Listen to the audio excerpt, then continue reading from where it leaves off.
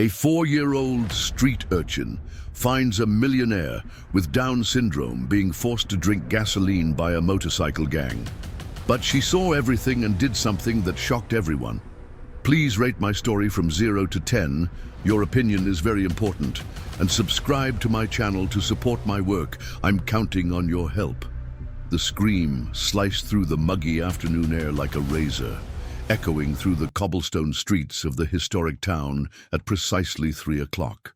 30-year-old Theodore, a millionaire with an angelic face that belied his special needs, nearly spilled his coffee as he stepped away from the window of his luxury condo.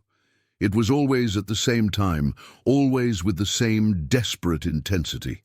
For 3 weeks straight, that sound had been coming from the dilapidated 2-story colonial house across the street, a faded yellow building with peeling blue shutters that clashed with the modern elegance of his building.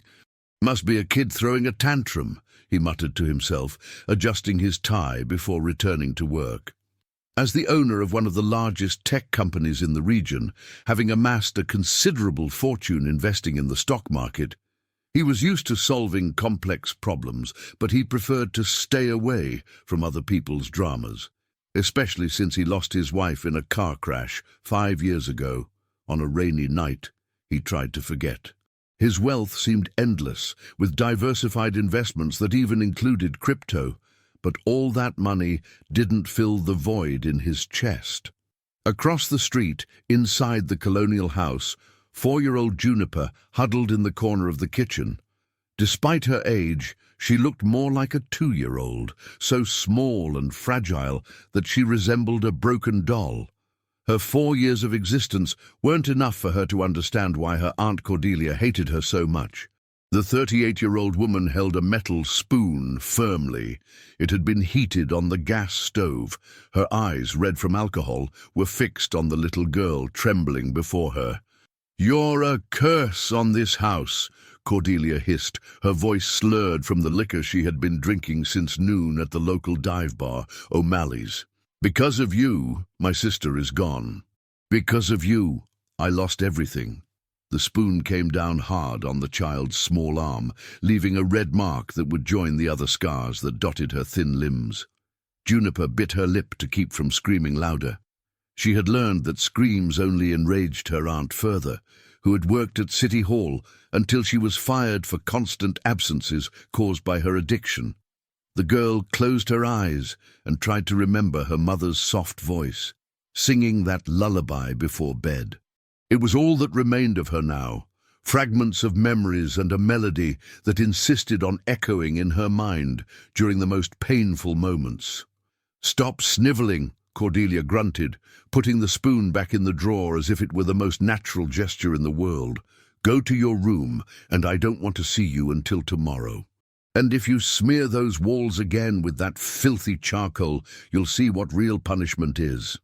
The child ran to the small room in the back of the house, a stuffy space with an old bed and a crucifix on the wall. There, she curled up in the thin sheet and began to hum her mother's song softly, the only thing that still consoled her. She didn't know that, across the street, someone had finally paid attention to that melody. The millionaire stopped reviewing contracts when he heard the faint but distinct sound.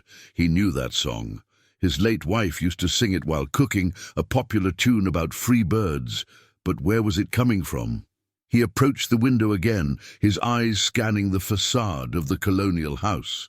One of the back windows was ajar, and from there came that childlike voice, tremulous but persistent. For the first time in 3 weeks, he felt something other than simple annoyance. There was something in that voice that struck a sensitive chord in his chest, something that reminded him of responsibilities long buried under layers of work and isolation. In the house next door to the colonial, a 61-year-old retired elementary school teacher, Ms. Gable, was watering her begonias when she heard the girls singing. Unlike the businessman, she could no longer ignore the signs. During her 40 years teaching elementary school, she had developed a sixth sense for children in distress, and that voice carried a pain that made her heart ache. How strange, she thought. observing the windows of the neighbor's house, a family she had known for decades. Cordelia had always been problematic, but since she took custody of her orphaned niece, something had changed in the air of that house. The girl never played in the yard, never ran through the streets like the other children of the historic town. The teacher dried her hands on her apron and made a decision. The following morning she would pay a courtesy visit to her neighbor. It had been a long time since she had properly spoken with the child's aunt, and perhaps it was time to get to know the little one better. Across the street, the millionaire remained at the window, an uncomfortable feeling growing in his chest. The music had stopped, but something in those few minutes had awakened memories that he preferred to keep dormant. The sun began to set over the mountains that surrounded the town when Juniper finally fell asleep, exhausted by pain and fear. Her little fingers clutched the sheet, and in her dreams she flew like the birds she secretly drew on the kitchen walls with pieces of charcoal found in the yard. For the first time in years, Theodore felt that maybe it was time to pay attention to what was happening beyond his own windows. Night fell over the historic town, but the echo of that children's song continued to resonate in the mind of a man who had spent 5 years running from his responsibilities and of a retired teacher who had never managed to ignore the suffering of a child.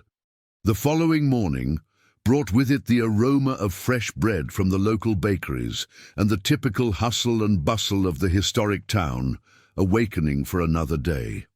The retired teacher put on her best floral dress and combed her grey hair with extra care. There was something in that child's voice that wouldn't leave her alone, an echo of hopelessness that she recognized from her years as an educator. At 9 o'clock sharp, she knocked on the door of the colonial house. The sound echoed through the silent interior until shuffling footsteps approached. Cordelia opened the door with a puffy face and red eyes, clearly suffering the effects of the previous night's drinking. "Good morning," Miss Gable said with her gentlest smile. "I've come to pay a courtesy visit. It's been so long since we've talked properly." Cordelia hesitated, running a hand through her disheveled hair. "Oh, Miss Gable, it's not a good time. The house is a mess." "Nonsense, dear. We've been neighbors for so long." The teacher took a step forward, forcing the aunt to step back. "And I would very much like to meet your niece. I hear she's an adorable girl." The woman's face hardened for a moment before forcing a yellow smile. "The girl is sick, high fever, better not get close." At that moment, a soft noise came from the kitchen, the sound of something being dragged on the floor. The teacher pricked up her ears, immediately recognizing the sound of a child trying to move silently. "Maybe I can help," Miss Gable insisted. "I have experience with sick children. I raised 3 kids, you know how it is." "No need, no," Cordelia replied quickly, blocking the entrance with her body. "I already took her to the doctor. It's just a flu." "It'll pass soon." The teacher noticed the woman's nervous hands, the way she avoided eye contact, and especially the strong smell of alcohol emanating from her even though it was so early. All the signs that she had learned to recognize during decades dealing with troubled families. Across the street, Theodore watched the scene from his window while having breakfast. He had woken up earlier than usual, disturbed by confused dreams where the voice of a child mixed with memories of his late wife. When he saw the teacher at the door of the colonial house, a strange curiosity washed over him. The teacher finally said goodbye to the aunt, but not without casting an investigative glance into the interior of the house. There was something deeply wrong there, and her experience told her that a child was suffering. As she walked back to her house, she decided that she needed to find a way to verify her suspicions. Inside the colonial house, the aunt slammed the door shut and went to the kitchen, where she found the girl crouching behind the table, trying to hide. The child had tried to reach a glass of water from the sink, but her height didn't allow it, and she had knocked over a chair in the process. "Didn't I tell you to stay in the room?" Cordelia growled, her irritation intensified by her hangover and the unexpected visit. "I was thirsty, Auntie," Juniper murmured, her big eyes fixed on the floor. Thirsty? The woman laughed bitterly. You want water? Then go get it in the yard. And since you like making so much noise, you can stay out there until I decide you can come in. The child went out to the small backyard, a space surrounded by high walls and dominated by a single mango tree. There, she sat on the ground and began to draw with a piece of charcoal that she had found near the gas stove. They were always birds, small, large, some flying, others perched on imaginary branches. Each stroke represented her dream of freedom, of flying away from that house where pain was her only constant companion. The hours passed slowly. The aunt had locked the back door, leaving the girl in the yard under the strong midday sun. The child began to feel dizzy, but she knew that knocking on the door would only result in more punishment. So she began to sing her mother's song softly, the melody being her only source of comfort. It was this melody that reached the millionaire's ears again. This time, he couldn't ignore it. There was something too familiar in that voice, in that specific song. He grabbed his cell phone and, almost without thinking, began to record. He didn't know exactly why, but an instinct told him that he might need that evidence. While recording, fragments of memories began to fit together in his mind. His former employee hummed that same song while working. A kind woman who had been an exemplary employee until she disappeared abruptly. She always spoke fondly about her little daughter, a girl with a name similar to what he heard whispered sometimes through the walls. The realization hit him like a punch to the stomach. The child suffering in the house across the street could be the daughter of his former employee, the kind woman who had worked for him for 3 years before simply disappearing. How hadn't he made this connection before?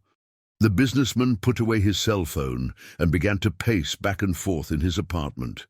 He vaguely remembered the employee mentioning family problems, a sister she didn't get along with, financial difficulties.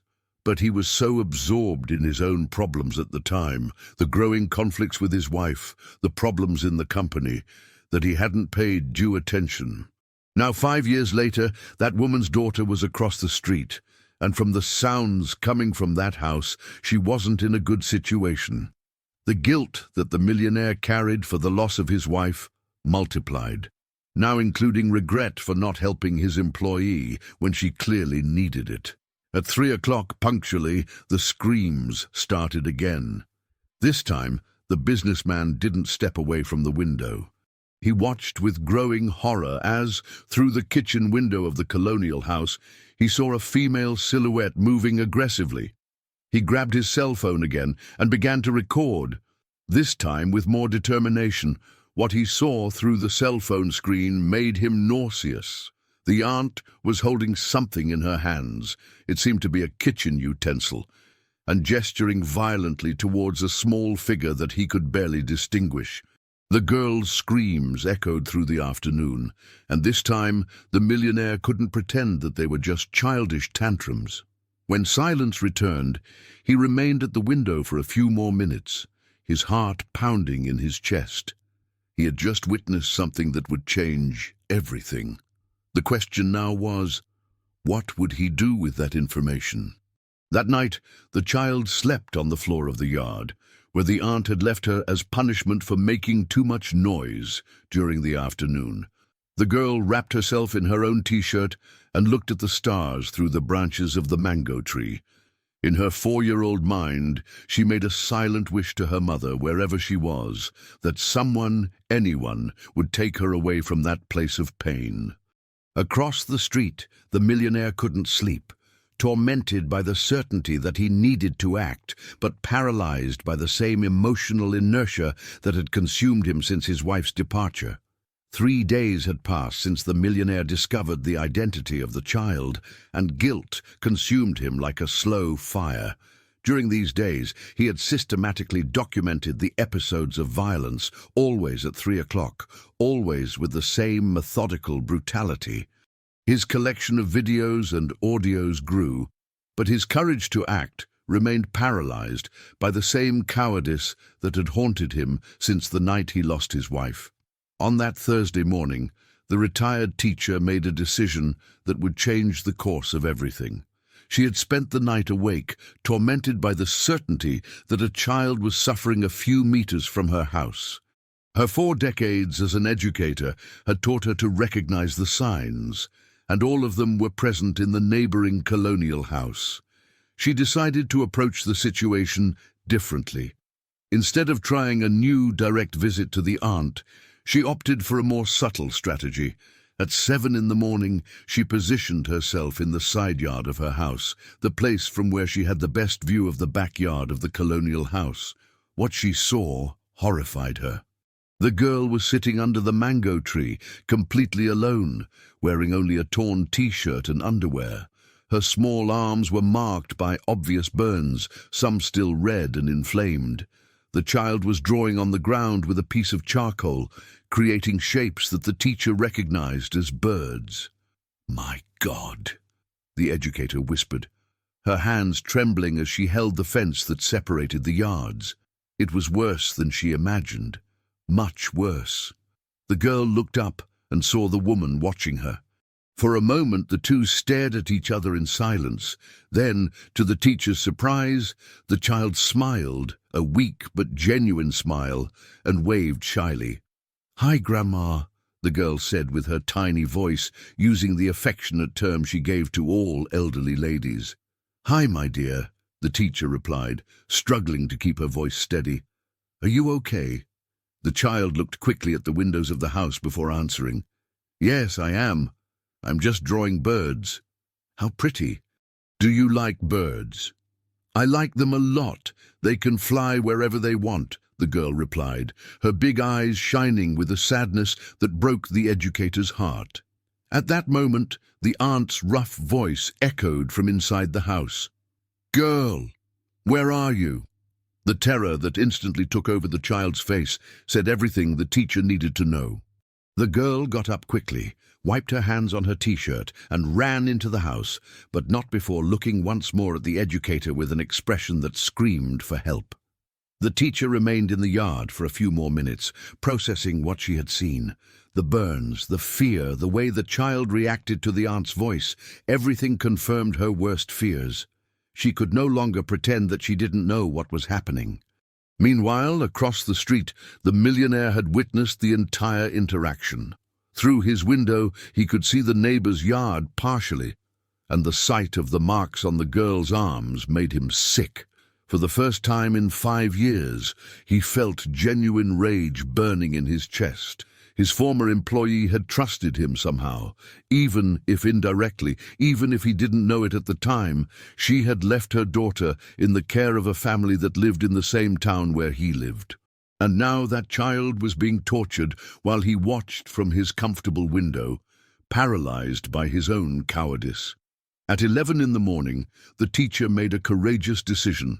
She put on her best social dress, took a tray of homemade cookies that she had prepared as a pretext, and went again to the colonial house.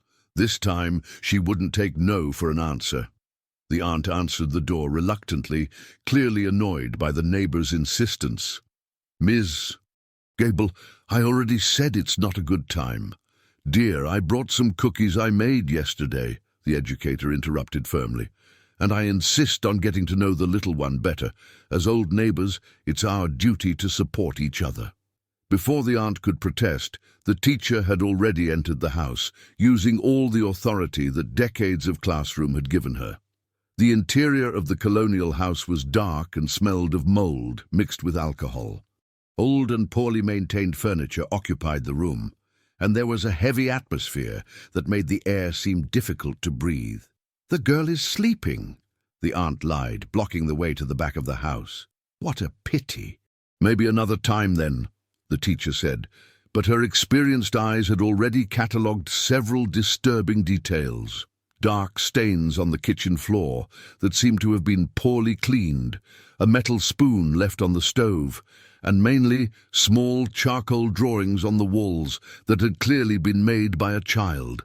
At that moment, a low sound came from the direction of the kitchen, a muffled sob, almost imperceptible. The teacher and the aunt froze. The silence that followed was tense and revealing. "It must be the neighbor's cat," the aunt said quickly, but her voice trembled slightly. The educator smiled and nodded, but had decided that she had already seen enough.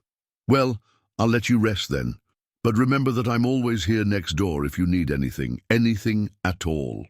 The teacher's tone made it clear that it wasn't just a casual offer of help. It was a subtle but direct warning.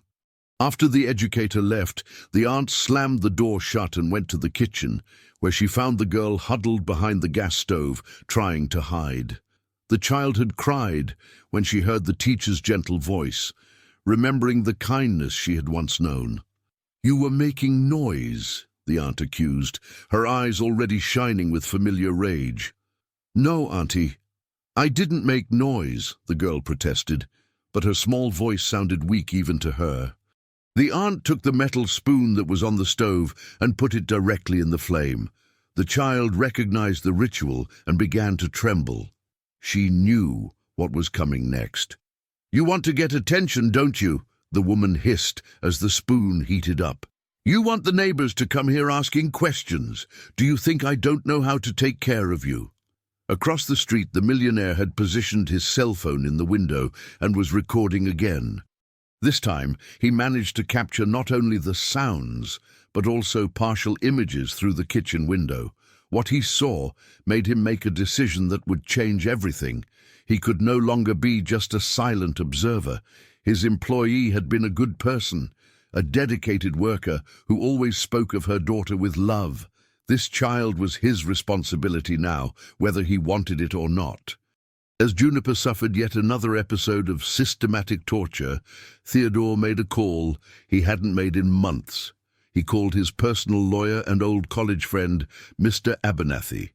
"I need your help with a delicate situation," he said, watching through the window as the child's screams echoed through the afternoon.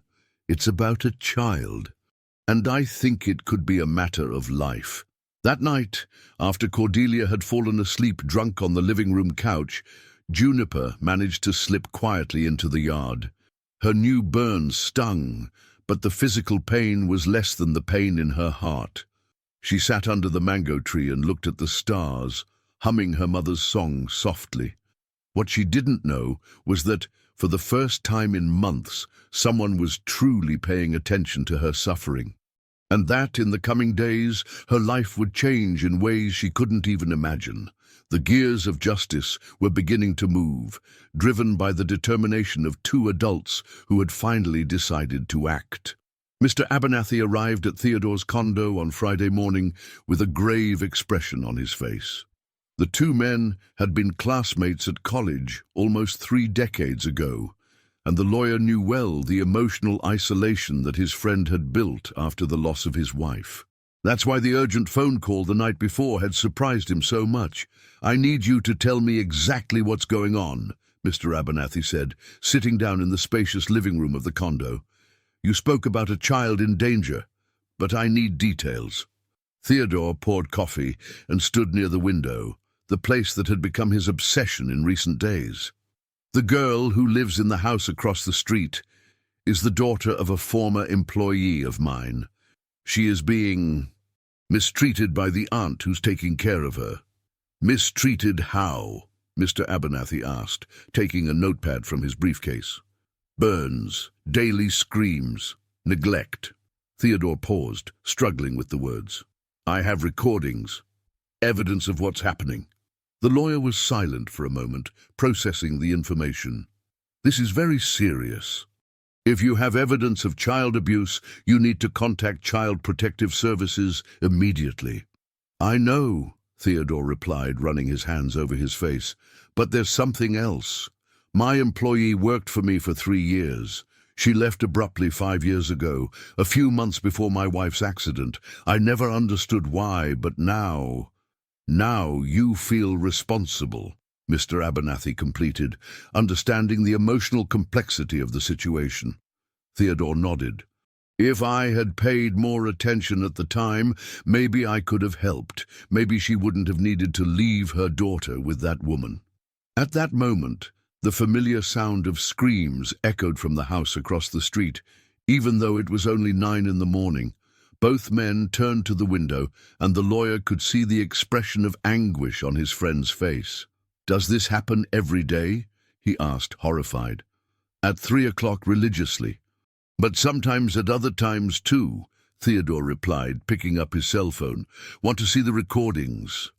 Mr. Abernathy watched the videos in growing silence, his face paling with each scene.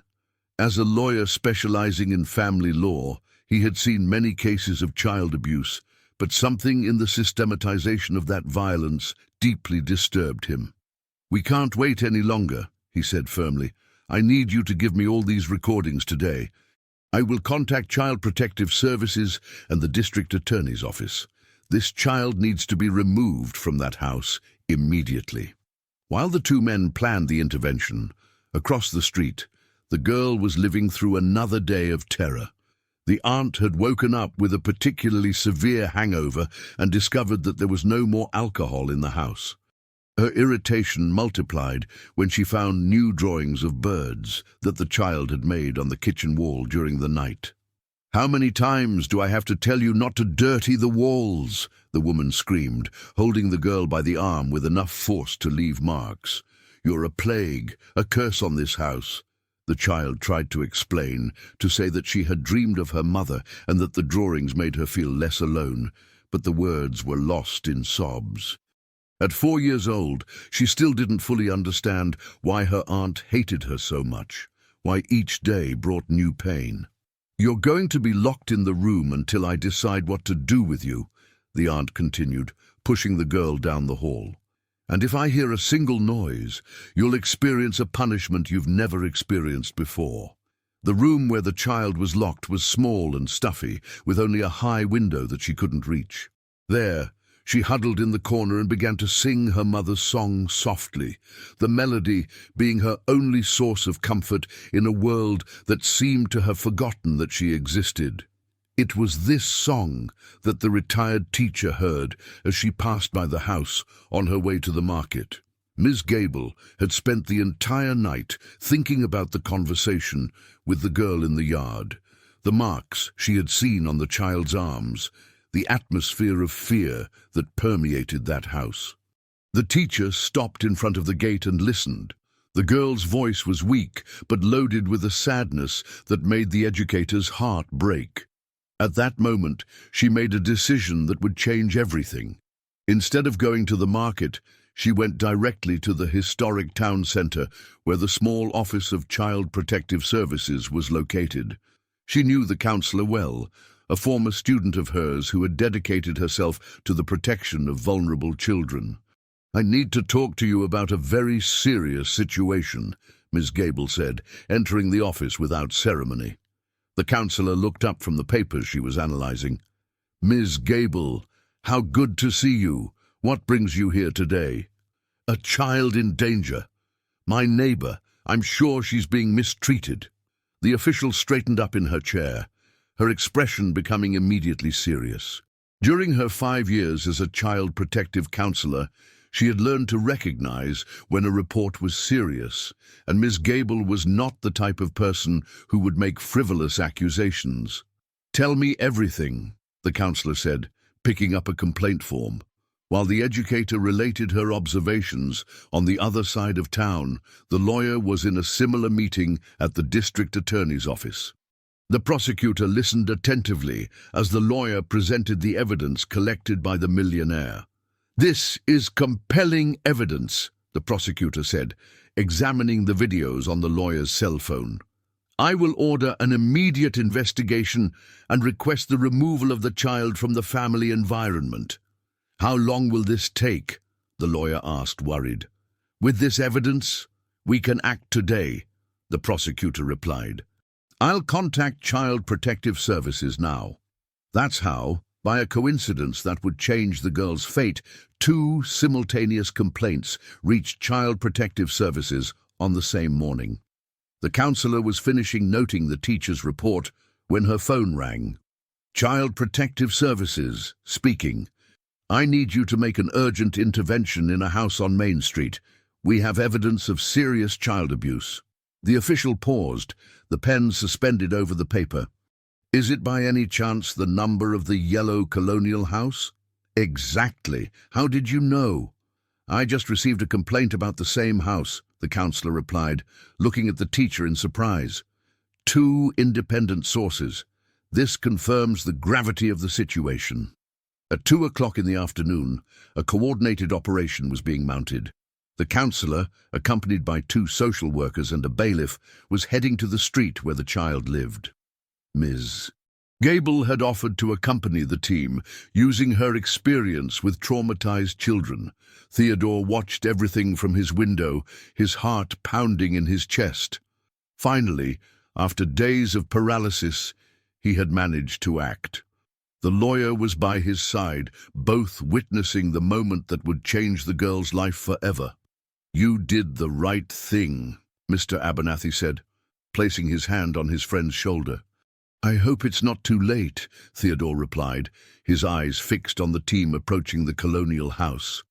In the house, the aunt had gone out to buy alcohol at the local bar, leaving the child locked in the stuffy room. The girl continued to sing softly, unaware that her life was about to change radically. When the counselor knocked on the door of the colonial house and received no answer, she used her legal authority to enter the property. What they found inside exceeded even their worst expectations. A dirty and poorly maintained house, a strong smell of alcohol, and obvious signs of neglect in every room. It was the teacher who first heard the weak voice coming from the room in the back. "Someone's here," she said, guiding the team down the hall. When they opened the door to the room and found the girl huddled in the corner, singing her sad song, everyone present felt a pang in their heart. The child raised her big, frightened eyes, not understanding who these people were or what they wanted from her. "Hi, my dear," the counselor said, crouching down to be at the child's height. "My name is Anna. We've come to help you." The girl looked at the teacher, recognizing the kind lady who had spoken with her in the yard. A glimmer of hope shone in her eyes, but it was quickly replaced by fear. "Auntie will be angry," she whispered. "You don't need to worry about that now," the educator said, reaching out her hand to the girl. "Let's get out of here, okay?" And so, after 8 months of silent suffering, the child was finally removed from the house where she had known only pain and fear, beginning a journey that would lead her back to the light she had lost. The girl's departure from the colonial house was a moment that would be etched in the memory of everyone present. The child held Ms. Gable's hand firmly, her steps small and hesitant as she crossed the door that had been her prison for so many months. Her big eyes scanned the streets of the historic town as if she were seeing the world for the first time. "Where are we going, Grandma?" the girl asked, using again the affectionate term she'd given to the educator. "To a safe place, my dear," Miss Gable replied, squeezing the little girl's hand gently. "A place where no one will hurt you anymore." The counselor coordinated the operation efficiently, but her heart broke as she observed the girl's physical and emotional state. The child was visibly malnourished, her clothes were inadequate and dirty, and the burn marks on her arms told a story of systematic suffering that no child should know. Across the street, Theodore watched the scene through his window, a mixture of relief and anxiety consuming his chest. Finally, after days of torturous inaction, he had managed to do something concrete, but now a new concern haunted him. What would happen to the child from here? The lawyer, who remained by his side, noticed his friend's tension. "The important thing is that she's safe now," he said. "We'll solve the rest step by step." "But where are they going to take her?" Theodore asked, seeing the small party walking away down the cobblestone street. "Probably to a foster family while they investigate the case. It's standard procedure." At that moment, Miss Gable turned and looked directly at the window where Theodore was watching. Their eyes met for an instant, and the educator gave a discreet nod, as if she knew that he had been a fundamental part of that rescue operation. Meanwhile, at the local bar, Cordelia finished her 3rd glass of booze when she saw unusual movement on her street through the establishment's hazy window. Her blood ran cold as she recognized official uniforms and people who clearly didn't belong in that quiet neighborhood. "What the hell is going on there?" she muttered, staggering up from the table. The bar owner followed her gaze. "Looks like there's some authority at your house. You're not in trouble with the law, are you?" The woman didn't answer. She threw a few coins on the table and ran out of the bar, tripping on the uneven stones of the sidewalk. Her heart beat erratically, not only from the alcohol, but from the growing terror that her actions had finally been discovered. When she arrived at her house, she found the door open and 2 social workers making detailed notes about the conditions of the property. The counselor was waiting for her in the living room, her expression serious and professional. "Are you the one responsible for the child?" the official asked. "What are you doing in my house?" "Where's the girl?" Cordelia tried to appear indignant, but her voice trembled visibly. "The child is under the protection of the state," the counselor replied firmly. "We have received serious reports of mistreatment and have substantial evidence of child abuse." "That's a lie. I take good care of my niece. Who made these false accusations?" The counselor showed her the official documents. "Madam, the child presents multiple injuries consistent with intentional burns, in addition to obvious signs of malnutrition and neglect. We have recordings of the episodes of violence and witnesses who witnessed the girl's suffering." Cordelia paled. "Recordings? Witnesses?" She looked instinctively at the kitchen window, realizing for the first time that it was visible from the building across the street. She had always tortured the child in that place without worrying about who might be watching. "She's a difficult child," she tried to justify herself, but her words sounded weak even to herself. "Sometimes I needed to be firmer, but I never hurt her on purpose." "Madam, the situation is very serious. The child will be temporarily placed in alternative care while the case is investigated. You will be entitled to a lawyer and may contest the charges through the appropriate legal channels." Meanwhile, the girl was being taken for an emergency medical appointment at the town's small hospital. The local pediatrician was shocked when he examined the child. In his 20 years of profession, he had seen cases of child abuse, but the systematization of the injuries on the girl was particularly disturbing. "These burns are all intentional," he explained to the counselor after the examination. "They all have the same pattern, suggesting repeated use of the same heated object. In addition, the child is significantly underweight for her age." "How long will she need to recover physically?" the official asked. "The burns will heal with proper care, but the psychological trauma, that will take much longer." The girl, wearing clean hospital pajamas, was sitting on a bed in the pediatrics ward, observing everything around her with a mixture of fear and fascination. It was the first time in months that she was in a truly clean and safe environment. Ms. Gable had remained with her throughout the medical examination, offering herself as a family support figure. "Grandma, can I stay with you?" the child asked, holding the educator's hand. "We'll see what's possible, my dear," Ms. Gable replied, touched by the trust that the girl placed in her. The counselor, observing the interaction between the two, began to form an idea. The educator was a respected person in the community, with experience in early childhood education, and clearly the child felt safe with her. Perhaps there was a solution that didn't involve separating the girl even further from someone she already considered family. That afternoon, while the child rested in the hospital under medical care, an important meeting took place at the Child Protective Services office. The counselor, the teacher, the lawyer, and, to everyone's surprise, the millionaire were gathered to discuss the child's immediate future. "Sir, I understand that you knew the girl's mother," the counselor said, consulting her notes. "She worked for my company for 3 years, confirmed Theodore, his voice laden with emotion. "She was an exemplary employee and a dedicated mother.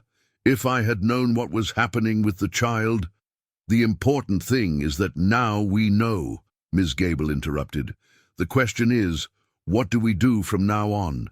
This child needs stability, love, and specialized care." The official turned to the educator. Miss Gable, would you be willing to become a temporary foster family for the girl, considering that she has already established a bond with you? The teacher didn't hesitate. Of course I do. I have experience with children. My house is suitable and, well, I think the girl and I have already chosen each other. The lawyer spoke. My client would like to contribute financially to the girl's care. He feels responsible, considering his connection with the child's mother. Theodore nodded. I want to ensure that she has access to the best medical and psychological care available. I would also like to get to know her better, if that's appropriate. I feel that I owe it to her mother's memory. The counselor made careful notes. We will proceed as follows. The child will temporarily stay with Miss Gable while we make a full assessment of the family situation. You can contribute to the costs and, if you wish, establish a gradual relationship with the child, always supervised and with a focus on her well-being. When the meeting ended, Theodore felt relieved to finally have a concrete way to help. But he was also nervous about the prospect of personally meeting the daughter of his former employee. What kind of connection could they form? And mainly, would he be able to overcome his own guilt to become a positive presence in the girl's life? That night, the child slept in a clean and safe bed for the first time in 8 months. In the guest room of Miss Gable's house, surrounded by borrowed stuffed animals and covered with a warm blanket, she finally managed to rest without fear. Her last thoughts before falling asleep were about birds, no longer the trapped birds she drew on the walls of her aunt's house, but free birds, flying high in the blue sky of the historic town. For the first time in a long time, she dreamed of beautiful things. The girl's first week in Miss Gable's house was a period of delicate discoveries and gradual healing. The child woke up every morning at 6 o'clock, the time she used to be woken up by her aunt with screams, and remained still in bed, waiting for the first sign of violence. When she realized that there was only silence and the aroma of fresh coffee coming from the kitchen, a timid relief took over her small heart. The educator, with her decades of experience dealing with traumatized children, knew that the recovery would be slow. She established a gentle routine: breakfast at the kitchen table lit by the sun, then free time in the flower-filled yard, and always much patience with the sudden silences and the tremors that still afflicted the girl. "Good morning, my little blossom," Ms. Gable said every morning, using a gentle tone that made the child's eyes fill with tears, not of pain, but of an emotion that she had almost forgotten existed. On the third day, something extraordinary happened. Juniper was in the educator's yard, watching a hummingbird that visited the red flowers of the garden, when she began to hum her mother's song softly. But this time, for the first time in months, her voice wasn't choked with fear. Ms. Gable, who was watering the nearby plants, stopped to listen. It was a beautiful melody, full of longing, but also hope. When the child finished, she looked at the educator with an expression almost surprised with herself. "My mother used to sing that song," she said, her voice still weak but firmer than before. "She was a mother who loved you very much," Miss Gable replied, crouching next to the girl. "And I'm sure she would be very happy to know that you are safe now." It was at this moment that Theodore appeared at the gate. For 3 days he had been gathering courage to make that visit, always finding an excuse to postpone it. Mr. Abernathy had arranged the meeting with the educator, explaining that it would be important for the child's healing process to meet people who had loved her mother. The girl hid behind Miss Gable when she saw the tall, well-dressed man approaching. Theodore stopped a few feet away, noticing the fear in the child's eyes. "Hi," he said softly, crouching down to be closer to her height. "My name is, well, you can call me Uncle. I knew your mommy." The child's eyes widened. It had been so long since anyone had talked about her mother that she had begun to wonder if her memories were real or just dreams. "You knew my mother?" she asked, timidly coming out from behind the educator. "Yes. I knew her. She worked with me, and she always spoke of you with great affection. She said you were the most important thing in her life." The girl processed this information in silence for a few moments. Then, to everyone's surprise, she took a step towards the businessman. "She sang a song to me," she said. "Grandma Gable said she loved me very much." "Your mother loved you more than anything in the world," Theodore confirmed, feeling an intense emotion rise in his throat. "And she would be very proud to see how brave you are." During the following weeks, the businessman began to visit the child regularly. Always accompanied by the educator and always respecting the girl's pace, he gradually became a familiar and comforting presence in her new life. It was during one of these visits that something happened that changed everything. The girl was playing in the yard with some toys that the millionaire had brought, not expensive or extravagant toys, but simple things like crayons and paper, which she used to draw her favorite birds. "Uncle," she said. She'd started calling him that spontaneously. "Can you tell me more things about my mother?" Theodore sat on the floor next to her, something he had never imagined doing before. His fortune accumulated through investments in stocks and gold didn't mean anything compared to that simple moment. "Of course, your mother was very intelligent. She organized all the important papers of my company and never made mistakes." "Was she pretty?" the girl asked, drawing what appeared to be a woman next to a bird. "She was very pretty, and she had a smile just like yours when you're happy." The child smiled, and the millionaire realized that it was the first time he had seen that girl truly happy. The smile lit up her entire face, transforming her completely. "Uncle, can you be my daddy now?" she asked suddenly, with the cruel innocence that only children possess. The question hit the businessman like a thunderbolt.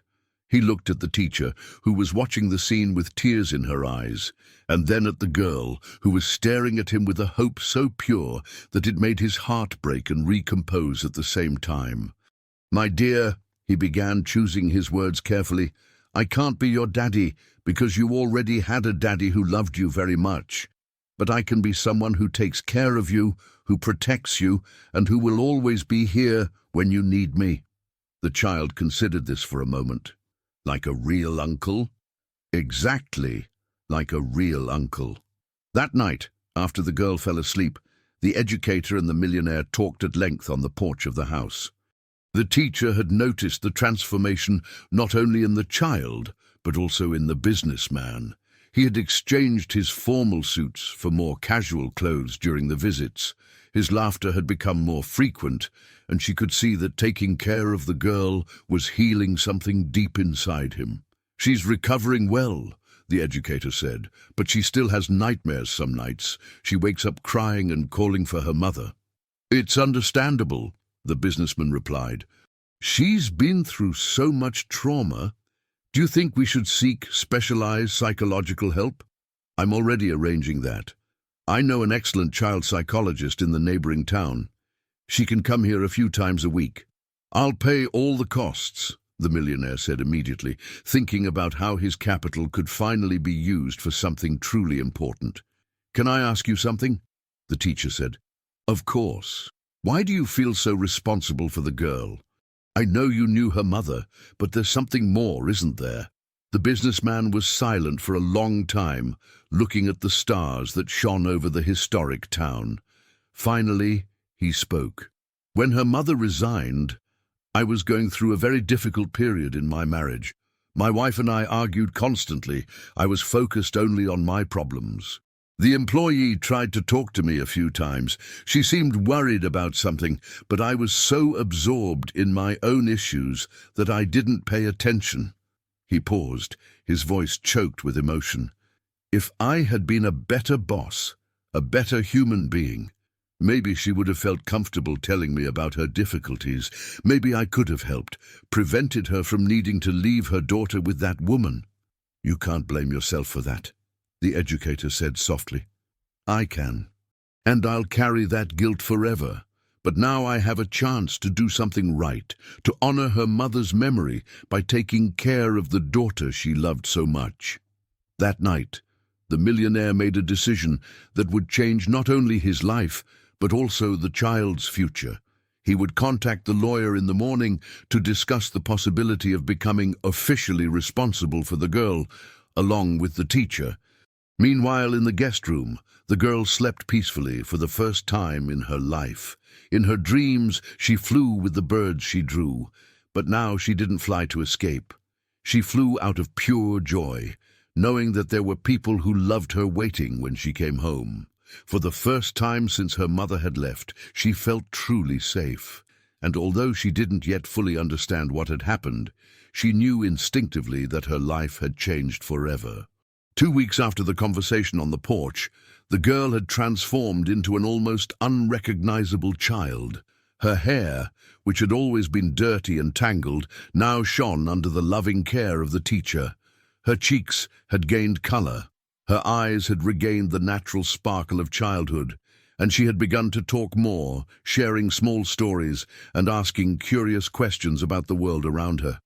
On that Tuesday morning, something unexpected happened. The child was drawing at the kitchen table when she asked the educator, "Grandma, why did Auntie hurt me?" The question caught the teacher off guard. She had prepared for this moment, talking with the child psychologist about how to address the trauma when the girl was ready to talk about it. "My dear," the educator said, sitting next to the child, "some adult people get very sad and angry with life, and sometimes they hurt other people, especially young children like you. But that didn't happen because you did anything wrong." "I did something wrong, yes," the girl insisted, her voice getting small. "Auntie always said that I was a plague, that because of me, Mommy went away." The teacher felt her heart squeeze. "Girl, look at me," she said, gently holding the child's face. "Your mommy didn't go away because of you. Your mommy loved you more than anything in the world, and you never, never were a plague. You are a blessing."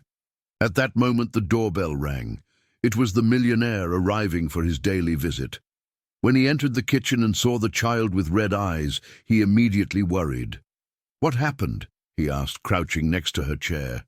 "The girl was telling me about her feelings," the educator explained.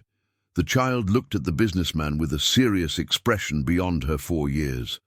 "Uncle, Auntie said that I killed my mother." "Is it true?" The question was like a punch to the millionaire's stomach. He closed his eyes for a moment, gathering strength to respond in the gentlest way possible. "Listen carefully to what I'm going to tell you," he began, his voice firm but loving.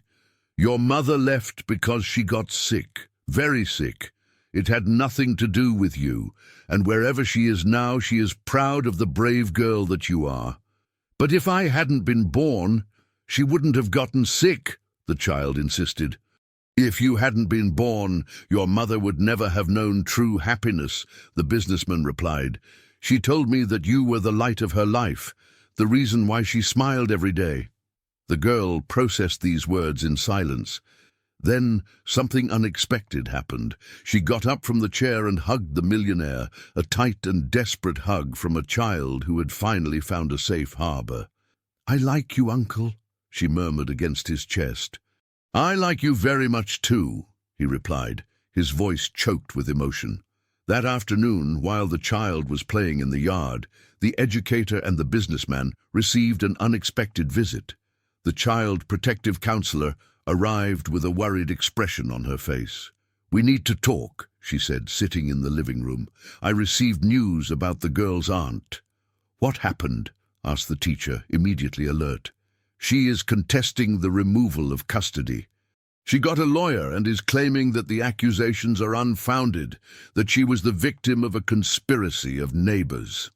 The millionaire stood up abruptly. "That's impossible. We have recordings, medical evidence, witnesses." "I know," said the counselor, trying to calm him down.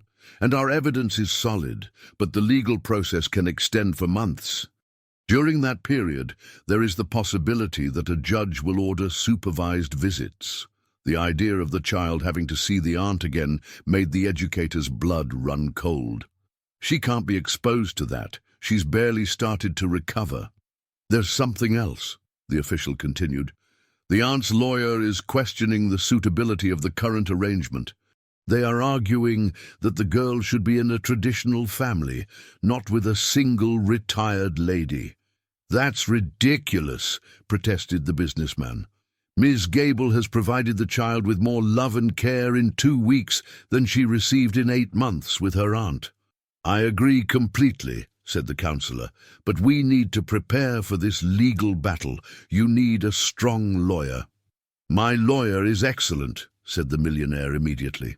He will represent us. It was at this moment that the girl ran into the room, interrupting the adult's serious conversation. She was holding a drawing that she had made in the yard. Look, she said, showing the paper. I drew our family. The drawing showed 3 figures, a woman with grey hair who clearly represented the teacher, a tall man who was the businessman, and between them a little girl smiling. Everyone was holding hands, and there were colourful birds flying around them. The counselor observed the drawing with professional interest. Can you tell me about your drawing? It's Grandma Gable, Uncle and me, the child explained. We are a family, and the birdies are happy because nobody hurts them. And where are you in the drawing? Asked the official. In the middle, the girl replied, as if it were obvious. Because they take care of me on both sides. After the counselor left, the millionaire stayed at the educator's house until late, the 2 adults discussing strategies to protect the child from a possible prolonged legal battle. There's something I need to tell you, the businessman said finally. I talked to my lawyer about the possibility of adoption. The teacher raised her eyes, surprised. Adoption? A joint adoption, he explained. Both of us, as a permanent foster family. The lawyer said that cases like this are rare, but possible, especially considering the unique circumstances of the situation. It would mean that we would become legally responsible for the girl, forever. She would have a stable home, resources for education and health, and above all, people who love her unconditionally. The educator was silent for a long moment, processing the proposal. Her investments in treasury bonds and some financial applications provided her with a comfortable retirement, but nothing compared to the businessman's wealth. And are you sure that's what you want? She asked. Raising a child is not a temporary thing, it's a commitment for life. I'm absolutely sure, he replied without hesitation. The girl has already changed my life in ways that I didn't even imagine were possible. She gave me a purpose that I had lost a long time ago. And if her mother wouldn't approve? Asked the teacher. The millionaire thought carefully before answering. I think she would want her daughter to be raised by people who love her. And I believe that she would know that we are doing this out of love, not out of guilt or obligation. That night after the child fell asleep, the educator entered the room to check if she was okay. The girl was sleeping peacefully, hugging a teddy bear that the businessman had brought. On her bedside table was the drawing of the family she had made, as if it were her most precious treasure. My little warrior, whispered the teacher, adjusting the blanket. You don't know it yet, but you have 2 people willing to move mountains to protect you. On the other side of town, in his luxury apartment, the millionaire looked through the same window from where he had observed the child suffering months ago. But now, instead of guilt and paralysis, he felt determination and hope. It didn't matter what the aunt and her lawyer tried to do. He and the teacher would fight with all their strength to ensure that the girl never knew fear and pain again. His wealth accumulated in dollars and euros, his profits with dividends and interest, all of that finally had a greater purpose. The battle for the official custody of the child was just beginning, but she had already conquered something much more important, a family that truly loved her. And that family would do anything to protect her. The legal battle began 3 weeks later, and with it came a discovery that no one expected.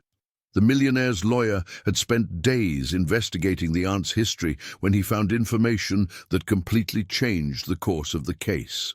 In his office, he presented his findings to the businessman and the teacher with a grave expression. You need to know what I discovered about the aunt, the lawyer said, spreading documents on the table. She's not just a woman with alcoholism problems.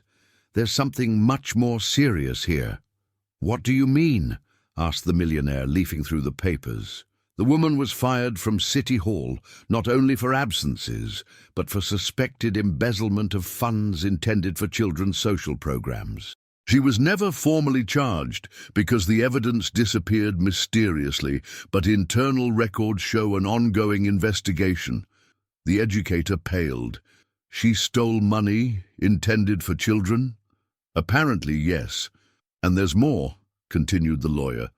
I found medical records showing that the girl's mother was hospitalized several times in the months before her departure, always with injuries that doctors considered suspicious, but she never wanted to talk about how they happened.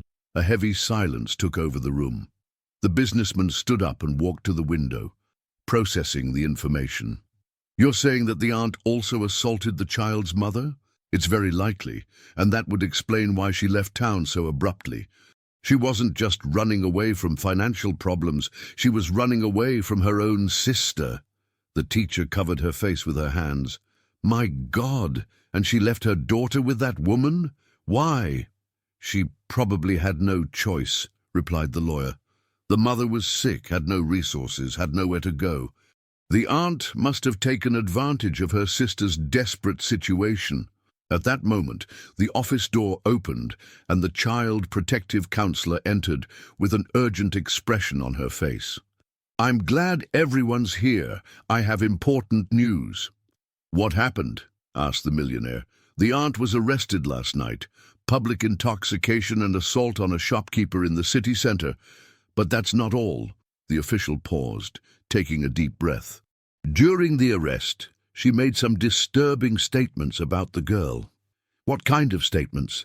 Asked the educator, fearing the answer. She said that the girl deserved everything she got, and that if she could, she would do worse. The sheriff considered the statements as further evidence that she is not fit to care for a child. The lawyer perked up. This is excellent for our case. I will use these statements as evidence that the aunt represents a continuing danger to the child. There's something else, continued the counselor. The woman's lawyer has abandoned the case. Apparently she couldn't pay the fees and, well, the statements she made didn't help her cause. While the adults discussed legal matters, the girl was living her happiest days since she could remember. That morning, she had helped the teacher make snickerdoodle cookies, her little hands covered in flour, while she laughed at something the educator had said. It was a sound that the businessman never tired of hearing, the pure and crystal-clear laughter of a truly happy child. His cash flow of millions in financial applications had never brought so much satisfaction as that simple moment. "Uncle!" the girl shouted when she saw him arrive for lunch. "I made cookies for you!" "Really? And how did you know I was hungry?" he joked, picking her up in his arms. "Because you always get hungry when you come here," she replied, giggling. During lunch, the child talked animatedly about her day, about the birds she had seen in the yard, about the storybook that the teacher had read to her. It was hard to believe that that vibrant and talkative girl was the same silent and terrified child they had rescued weeks ago. "Girl," the millionaire said carefully, "Grandma Gable and I want to talk to you about something important." "What is it?" Juniper asked, stopping mid-bite of her sandwich. "Would you like to live with Grandma Gable forever? And I would still visit every day, take care of you, be your real uncle." Juniper's eyes widened. "Forever? Really?" "Forever," Miss Gable confirmed, gently squeezing Juniper's small hand. "If you want, of course. What about Cordelia?" The question was barely a whisper. Theodore and Miss Gable exchanged a look. They had decided to be honest with Juniper, within age-appropriate limits. "Cordelia can't take care of you anymore," Miss Gable explained gently. "She needs help to figure out her own problems first." Juniper was quiet for a moment, processing the information. Then, to the adult's surprise, she smiled. A huge, radiant smile. So I can stay with you guys forever, and nobody will ever hurt me again. Never again, Theodore promised, his voice firm. I promise you'll always be safe with us. Juniper hopped off her chair and hugged Miss Gable first, then Theodore. I love you guys, she said, words that deeply touched both adults. That afternoon, something unexpected happened. Juniper was playing in the backyard when she saw an unfamiliar man standing on the sidewalk, watching the house. She ran inside, seeking out Miss Gable. "Grandma, there's a man outside staring at our house," she said, clearly frightened. Miss Gable went to the window and saw a middle-aged man, thin and scruffy, standing across the street. Something about his posture made her feel uneasy. "Go play in your room, okay?" she said, picking up the phone. Miss Gable immediately called Theodore, who was on his way to a meeting. "There's a strange man watching the house." "Juniper's scared." "I'm on my way," he replied, mentally cancelling all his appointments for the day. When Theodore arrived, the man was still there. He got out of his car and walked directly toward the stranger. "Can I help you with something?" Theodore asked, his tone polite but firm. The man turned, revealing a face etched with alcohol and a hostile expression. "You must be the rich guy bankrolling all this," he sneered. "Who are you?" Theodore asked, keeping his distance but remaining alert. "I'm Cordelia's cousin, and I came to see where the little brat who ruined my cousin's life is." "Juniper didn't ruin anyone's life," Theodore replied, feeling anger rising in his chest. "And I suggest you leave immediately." "Oh yeah? And who's gonna make me? You think because you have money, you can do whatever you want?" At that moment, Miss Gable came out of the house with the phone in her hand. "I've already called the police," she announced. "They're on their way." Cordelia's cousin spat on the ground and backed away, but not before shooting a menacing look at the house. "This isn't over," he muttered, before disappearing down the street. When the police arrived, they took statements and promised to keep an eye on the area. But the incident left everyone shaken, especially because it showed that Cordelia's family hadn't accepted the situation. That night, Juniper had her first nightmare in 2 weeks. She woke up crying, calling for Miss Gable. When Miss Gable rushed to her room, she found Juniper trembling under the covers.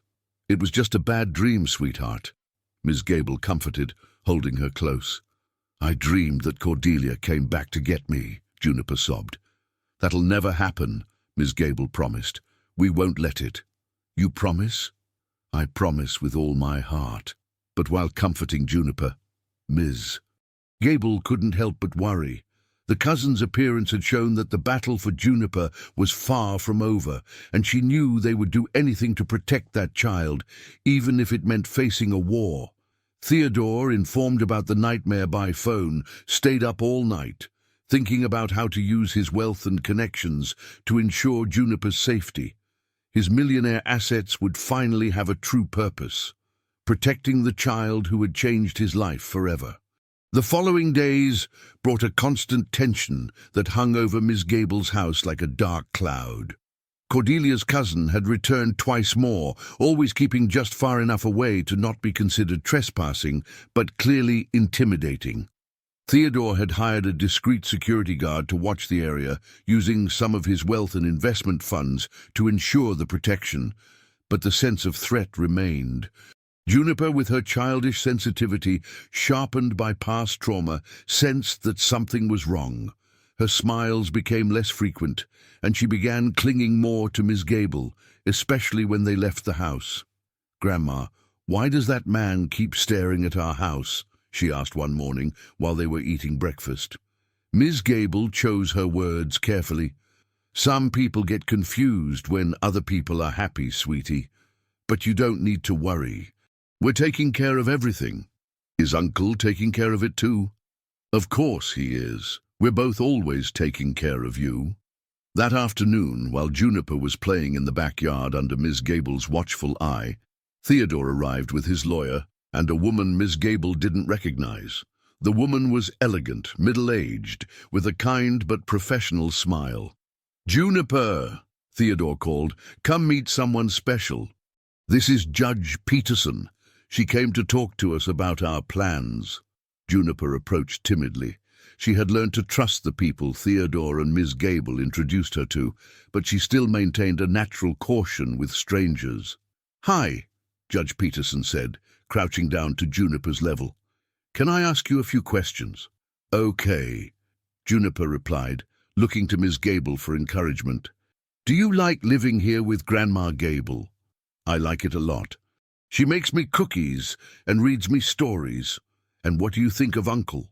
He's really nice. He brought me toys and always plays with me, and he knew my mom." Judge Peterson smiled.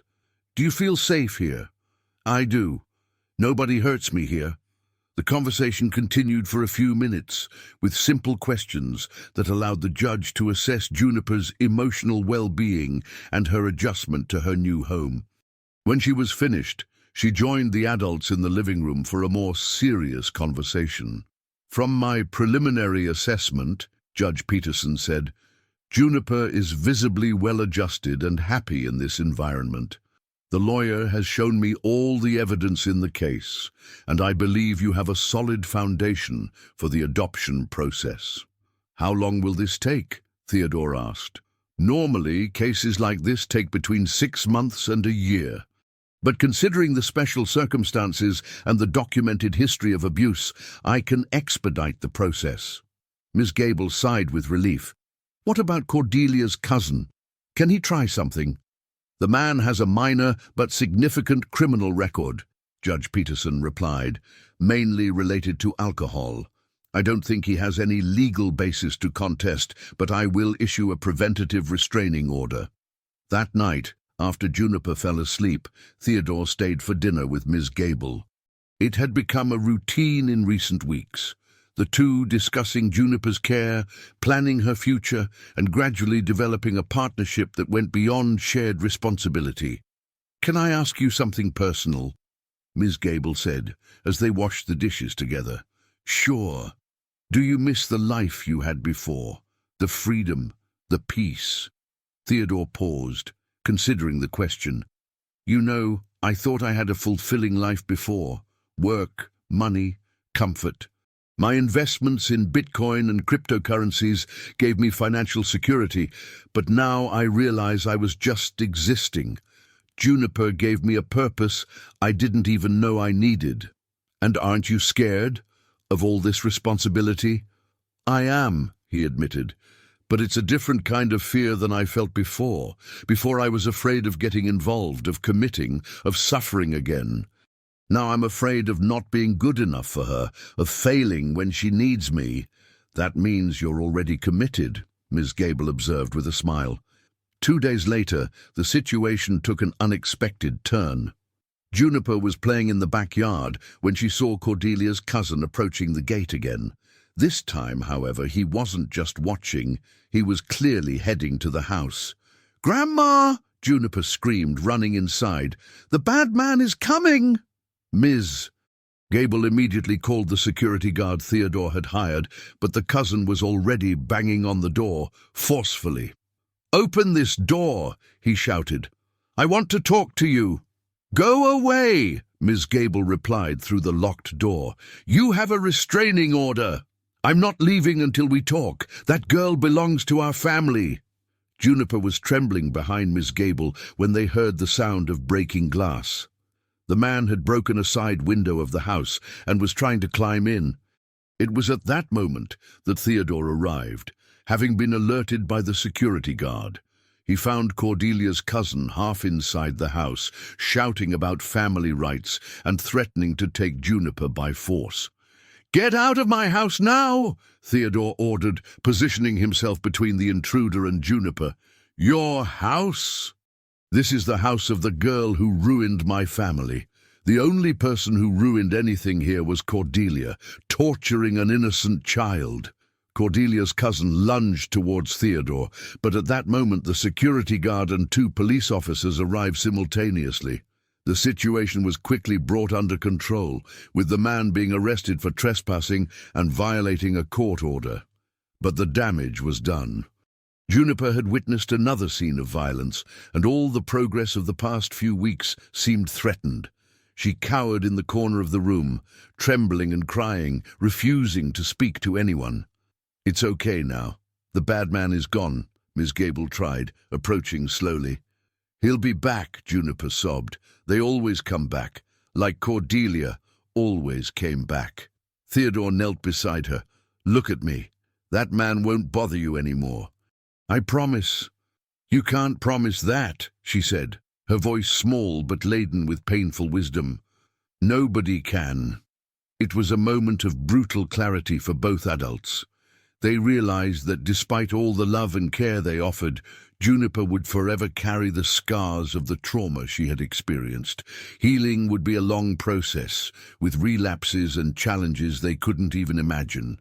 That night, the child psychologist made an emergency visit. After talking to Juniper for an hour, she met with Theodore and Miss Gable. "Today's incident was a powerful trigger," she explained. "Juniper relived the fear and helplessness she felt with Cordelia. It will take some time for her to feel safe again." "What can we do?" Miss Gable asked, clearly shaken. "Keep doing what you're doing. Love, patience, consistency. And maybe it's time to consider moving." Theodore raised his head. "Moving? This house, as welcoming as it is still too close to the places where Juniper suffered. A move to a completely new environment could help her build genuinely safe memories." That night, after Juniper finally fell asleep in Miss Gable's room, she had refused to sleep alone. The two adults talked late into the night about this possibility. "Would you sell this house?" Theodore asked. "If it's best for Juniper, yes," Miss Gable replied, without hesitation. "This house is just a place. Our family is what matters." "Our family," Theodore repeated, liking the sound of the words. "Then let's look for a new home, a place where she can grow up without shadows of the past." It was a decision that would change everything once again, but they both knew they would make any sacrifice to ensure Juniper had the happy and safe childhood she deserved. Theodore was already mentally calculating how much of his income and dividends would be needed to buy the perfect house, far from all the painful memories. The search for a new house became a joint project that brought a renewed energy to the family that was forming. Theodore had suggested buying a larger property on the outskirts of historic town, where Juniper could have more space to play and they would be far from the painful memories of the town center. His multi-million-dollar assets would finally have a true purpose. "I want you to see a few options," he said to Miss Gable one morning, spreading real estate brochures across the kitchen table. "I found some houses with big yards, perfect for a kid." Juniper, who was eating breakfast, became interested in the colorful images. "Uncle, are we going to live in a new house?" "If you want to, yes. A house where you can have your own room, a big yard to play in, and where no one from the past can bother us." The child's eyes sparkled with cautious curiosity. "Can I choose the color of my room?" "You can choose everything," Miss Gable replied, hugging Juniper. "Wall colors, furniture, toys. It will be your special little corner." The following weekend, the three went to see the houses Theodore had pre-selected. The first was too big, cold, and impersonal. The second had a beautiful yard, but it was too close to Main Street. It was at the third house that something magical happened. It was a two-story house, painted light yellow with blue trim, surrounded by a flower-filled garden where colorful butterflies danced among the flowers. It had a wide porch in front, and in the back, a spacious yard with a centuries-old tree that offered generous shade. "Wow," Juniper whispered as they got out of the car. "It's like the houses in my drawings." The realtor, a friendly lady, opened the door and invited them in. The interior was welcoming, with large windows that let in plenty of natural light. There were 3 bedrooms upstairs, a large living room, a spacious kitchen, and, to Juniper's delight, a small library with built-in shelves. "Can I live here now?" Juniper asked, running from room to room with an excitement she hadn't shown in a long time. "If you like it," Theodore replied, watching with emotion as the child explored every corner of the house. "I like it. "I like it a lot," she exclaimed, stopping in front of a window that overlooked the garden. "Look at all the birds." Indeed, there were several birds in the garden, cardinals, robins, sparrows, creating a natural symphony that enchanted everyone. Ms. Gable approached Theodore. "This is the right house," she said softly. "You can feel the positive energy of the place." "I can indeed," he agreed. "I'm going to make an offer today." 3 weeks later, as the purchase papers were being finalized, something unexpected happened. The lawyer urgently called Theodore on a Thursday morning. "I need you to come to my office immediately. Bring Ms. Gable too. It's about Juniper." "What happened?" Theodore asked, his heart racing. "I prefer to explain in person. And maybe it's best to leave Juniper with someone you trust today." Ms. Gable left Juniper with a dear neighbor who always helped when needed and followed Theodore to the lawyer's office. When they arrived, they found the Child Protective Services counselor also present, with a serious expression on her face. "What's going on?" Ms. Gable asked, feeling a chill in her stomach. The lawyer took a deep breath. "We've received information about Juniper's mother." "What kind of information?" Theodore asked. "Her mom. She didn't pass away as we thought," the counselor said carefully. The silence that followed was deafening. Ms. Gable and Theodore exchanged glances, slowly processing what they had just heard. "What do you mean?" Ms. Gable murmured. "She's alive," the lawyer said directly. "Juniper's mother is alive and has been in a psychiatric clinic in the capital for 5 years. The revelation hit them like a tsunami. Theodore stood up abruptly, walking to the window, while Ms. Gable covered her face with her hands. "That's impossible," Theodore said. "Juniper told us that she had passed away." "That's what Cordelia told the child," the counselor explained. "Her mom had a severe nervous breakdown after constant mistreatment from her sister. She tried to hurt herself and was committed for treatment. Cordelia assumed guardianship, claiming her sister was incapacitated." "And she never got better?" Ms. Gable asked, tears in her eyes. "She's getting better now," the lawyer said.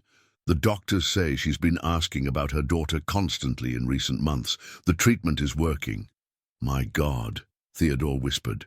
"And now? What does this mean for Juniper?" "It means," the counselor said carefully, "that her mother has the legal right to her daughter, if she's deemed fit by the doctors."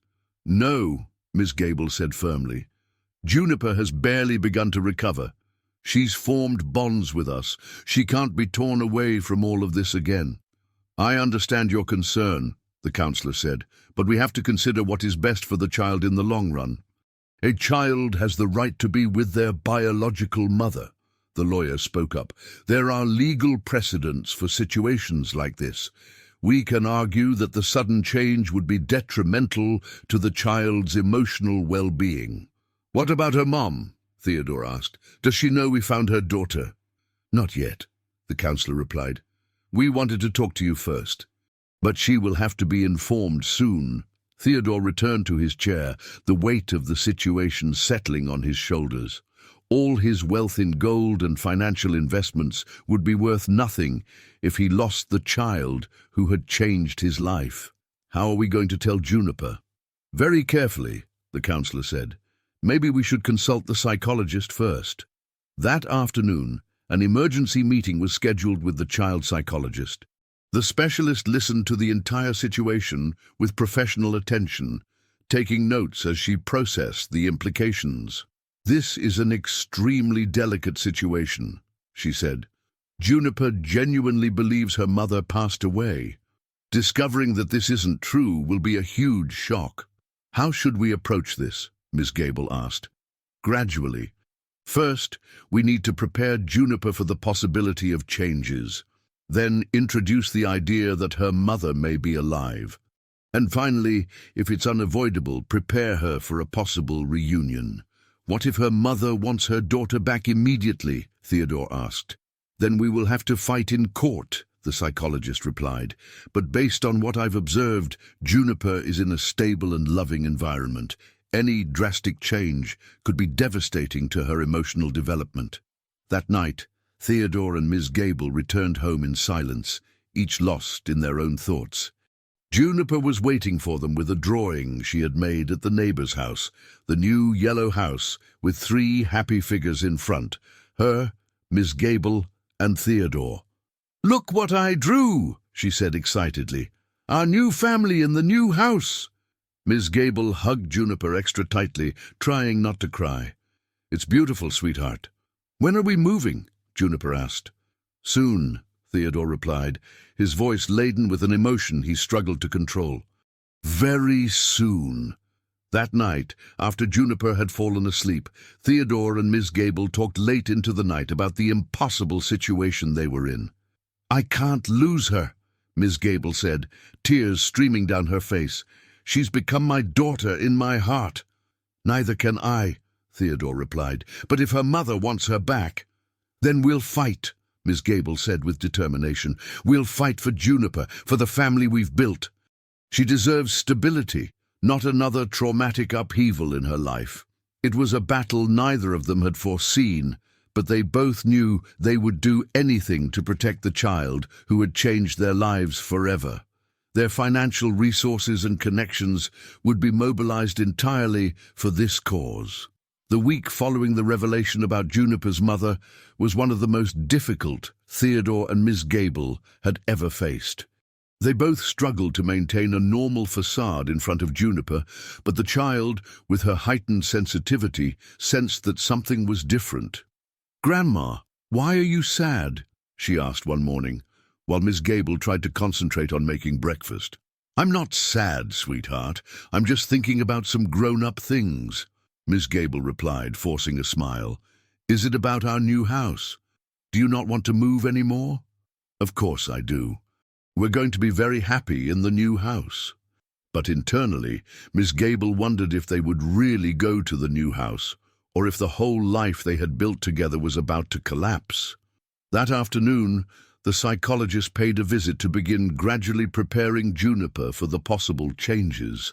She sat with Juniper in the backyard, where they usually had their most important conversations. "Do you remember your mommy?" the specialist asked gently. "Of course, I remember.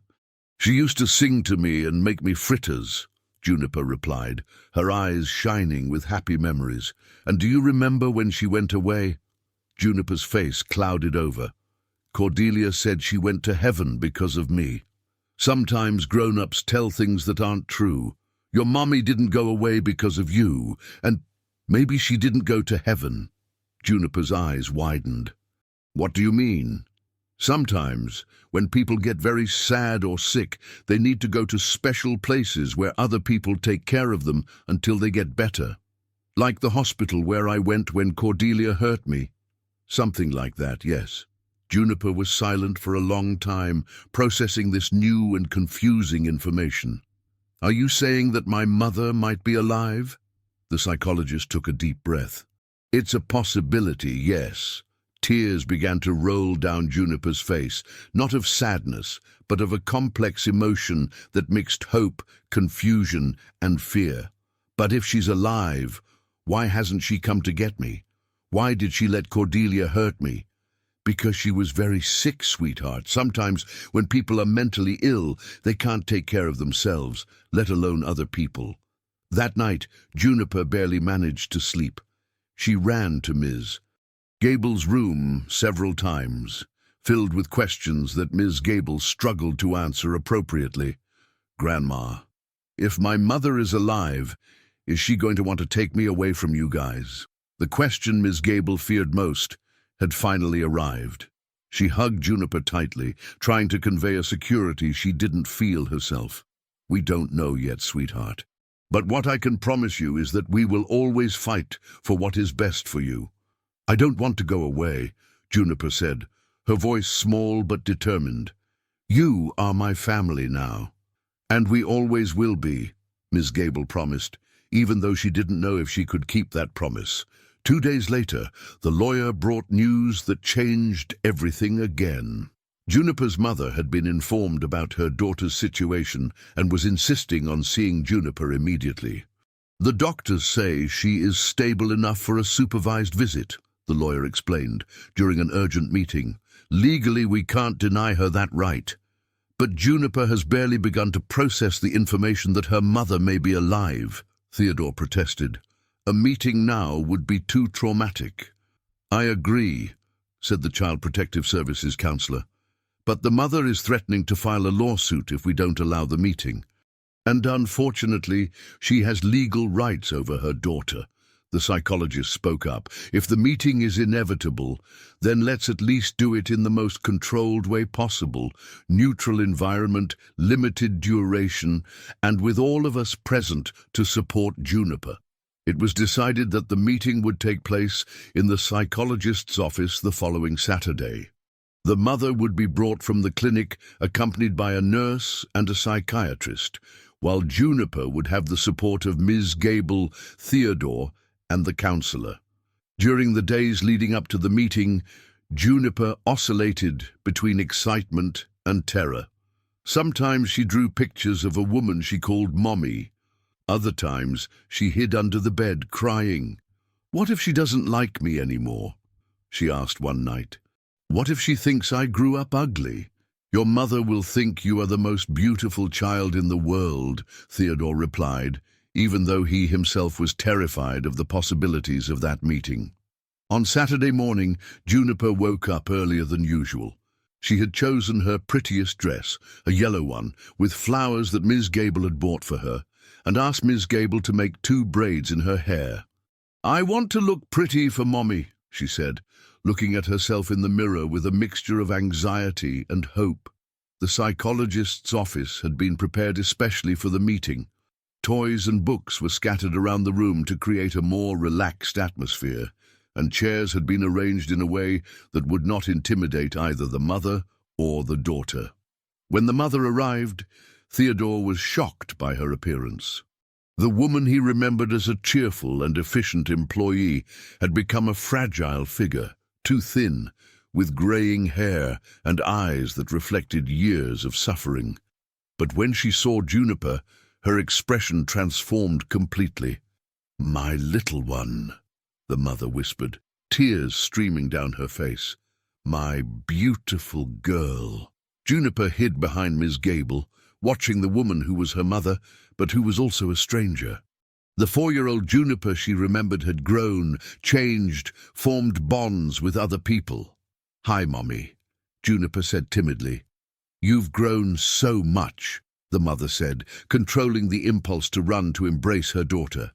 You look so beautiful, so healthy. Gradually, with the careful mediation of the psychologist, mother and daughter began to talk. The mother said that she'd been sick, that she thought about Juniper every day, that she deeply regretted leaving her daughter with Cordelia.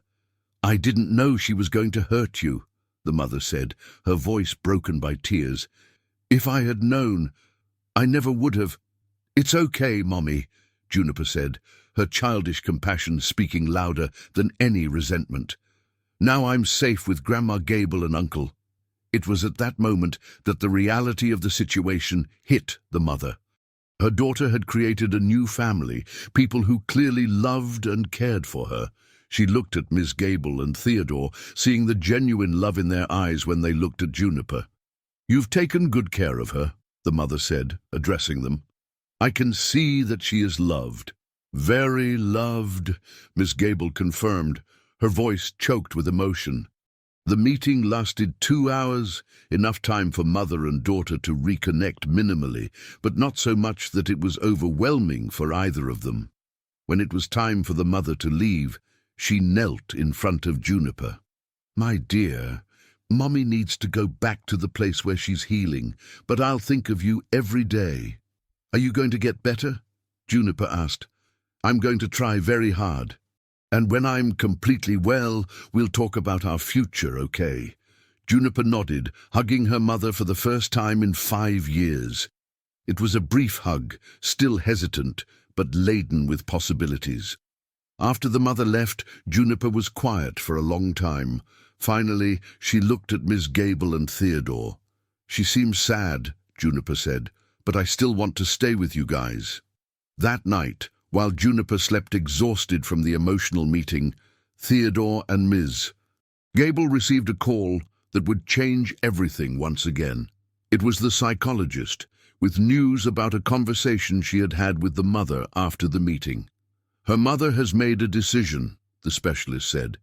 "A decision you need to hear." The psychologist's call left Theodore and Miss Gable in suspense for an entire night. The specialist had asked them to meet the next day for an important conversation about the mother's decision, but had not given details over the phone. On Sunday morning, the two headed to the office, while Juniper stayed once again with the trusted neighbor. Juniper had woken up talking about the meeting with her mother, mixing joy for having seen her with relief for still being with her chosen family. "She's still sad," Juniper had commented during breakfast, "but I think she wants to get better." At the office, the psychologist greeted them with a serious but not somber expression. There was something in her eyes that suggested that the news would not be devastating. "Her mother spent the night talking to me and the doctors at the clinic," she began. The meeting with Juniper was a defining moment for her. "Defining how?" Miss Gable asked, wringing her hands nervously. She realized that Juniper had built a new life, a family that truly loves her. And more importantly, she understood that forcing a change now would be detrimental to Juniper. Theodore leaned forward. "What exactly has she decided?" "Her mother will not be claiming immediate custody of Juniper," the psychologist said. "She recognizes that she is not yet completely healed and that Juniper needs stability." The relief that washed over Miss Gable was so intense that she began to cry. Theodore held her hand, himself fighting back emotion.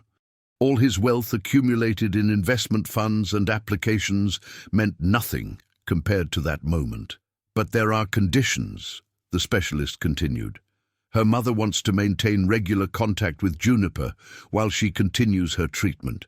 She also wants to participate in important decisions about Juniper's education and future." "That's fair," Theodore said immediately. "She is her biological mother. She has that right." "And when she's completely healed, Ms. Gable asked, still worried about the future. "Her mother was very clear about that," the psychologist replied. "She said that if one day she is completely well, she would like to have Juniper back, but not abruptly. It would be a gradual transition, only if it is best for Juniper." "And how did Juniper react to that possibility?" Theodore asked. "We haven't talked to her about that yet. I thought it best to hear your opinion first." Miss Gable wiped away her tears. "The important thing is that she's safe with us for now, and if one day her mother is really well, we'll face that situation when it comes." "There's something else," the psychologist said. "Her mother made a special request. She would like you to consider moving closer to the capital to facilitate visits." Theodore and Miss Gable exchanged a look. They had just bought the yellow house on the outskirts of historic town, but if it meant keeping Juniper and giving her mother the chance to gradually reconnect with her daughter, "We can consider that," Theodore said. "My company can open an office in the capital, and Miss Gable can work as an educational consultant anywhere." When they returned home, they found Juniper playing in the yard with the neighbor, drawing more birds on a large sheet of paper. "Hi, Grandma." "Hi, Uncle," she shouted, running to hug them. "I drew Mommy along with you." The drawing showed 4 figures now: Miss Gable, Theodore, Juniper, and a long-haired woman representing the mother. All were smiling, surrounded by the inevitable colorful birds. "It's beautiful, sweetheart," Miss Gable said. "Did you enjoy seeing your mommy yesterday?" "I did, but she was very skinny. I think she needs to eat Grandma's cookies to get strong." Juniper's innocence deeply touched the 2 adults. Even at 4 years old, she understood intuitively that her mother needed care. That afternoon, the psychologist came for dinner with them. She had become almost part of the family in recent weeks. During the meal, she carefully explained to Juniper that her mother would like to see her more often, but that she would continue living with Miss Gable and Theodore.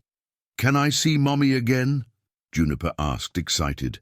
"Yes, you can. Maybe once a week while she gets better. And will she like my drawings? I'm sure she will. 2 weeks later, a new routine was established. Every Saturday, Juniper visited her mother at the clinic in the capital, always accompanied by Ms. Gable or Theodore.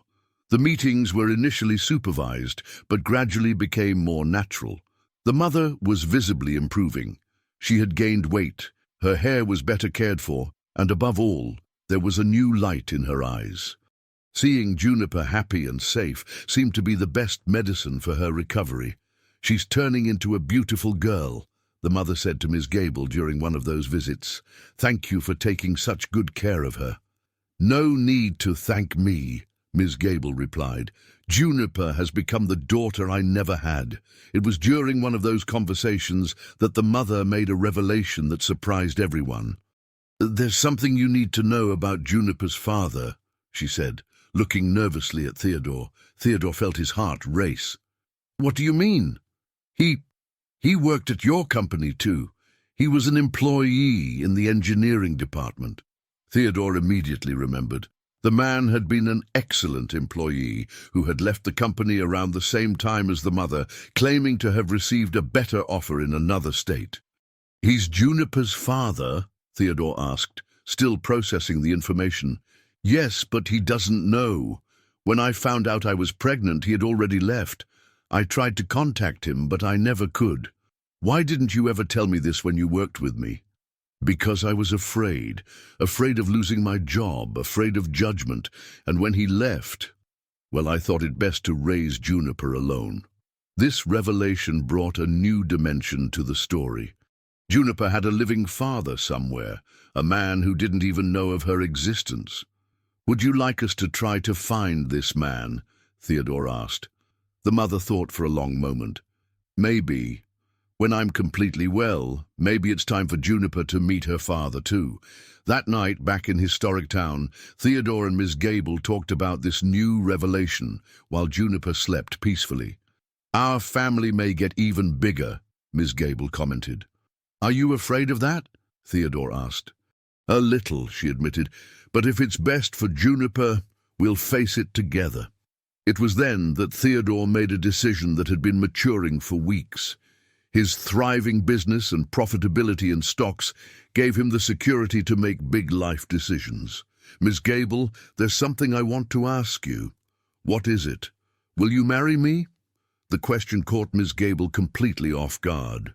They had become life partners, united by the love they shared for Juniper, but marriage had never been discussed. "It's not just for Juniper," he hastened to explain.